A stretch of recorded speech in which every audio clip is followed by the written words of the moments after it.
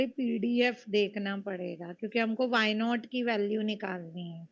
तो ये तो पीडीएफ इक्वेशंस बन जाएंगी फिर इससे। दिया गया है, मतलब integration minus infinite to infinite F of X dx equal to 1, ये आपके पास गिवन है।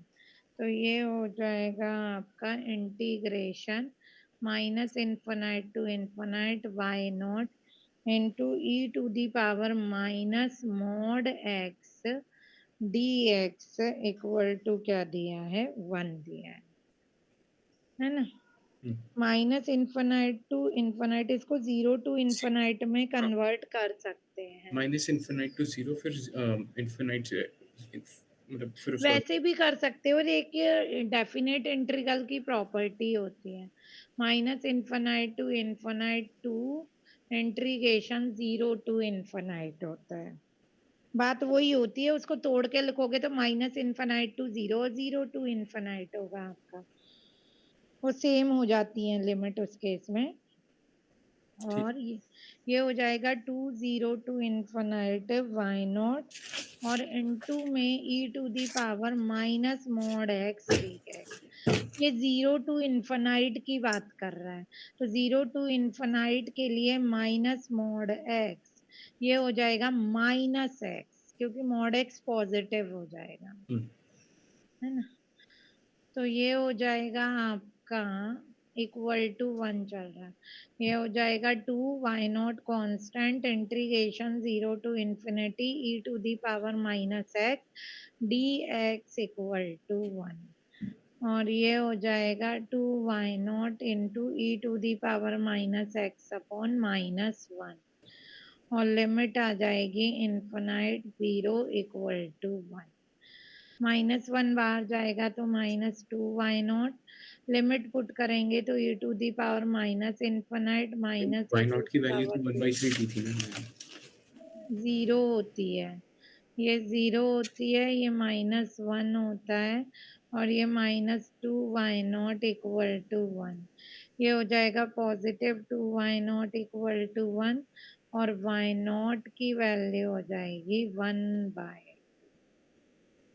ये हो गई अच्छा, आपने y0। आंसर लिख दिया था उसमें, समझ गया। ठीक। इसके बाद है इसका मीन निकालना है। हो जाएगा।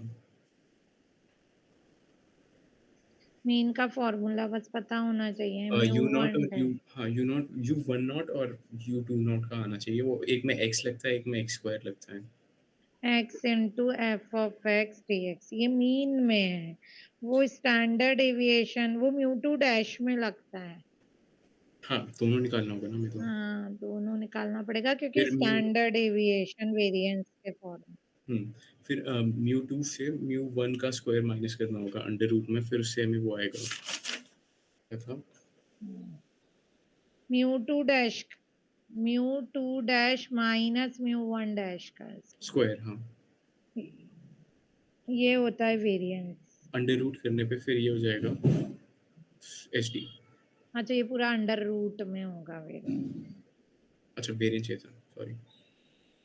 नहीं, ये वेरिएंस होता है, अंडर रूट वाला स्टैंडर्ड डेविएशन होता है। हाँ, standard deviation equal to under root variance होता है। ये कैसे पता है, ये सिग्मा स्क्वायर होता है और ये सिग्मा होता है। हम्म, बस। ठीक है, इसके आगे मैं करूँगा, हो गया।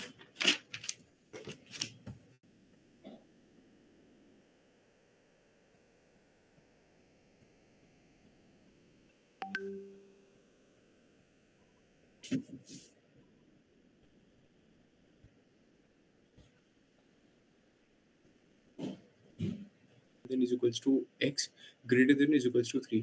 तो मेरा ये पूछना था कि इसमें कभी ऐसा हो सकता है कि वो इक्वल टू ना लगाएं, मतलब अगर नहीं लगाएंगे तो कुछ होगा? नहीं, 0 से 3 तक रहेगा।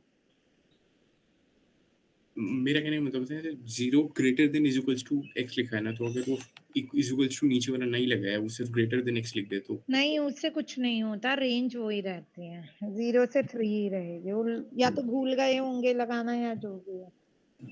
अच्छा, एक बार ये मेरा आंसर आ जाएगा, फिर उसको मैं इसके अंदर एक दूसरी लिमिट है, उसके अंदर क्वेश्चन के अंदर ही लिखा है कि अब मुझे एक इस लिमिट के अंदर दूसरी लिमिट है जिसको 1 से 2 के बीच में दिया है x के, फिर उसे निकालना होगा। तो पहले का जो आंसर आएगा उससे हमें k की वैल्यू मिलेगी, फिर उसको हम इसके अंदर हाँ, पुट करेंगे, हाँ, फिर सॉल्व दोबारा करेंगे। दोबारा से निकालेंगे इसे, फिर उसके बाद हुँ, ठीक है। हुँ।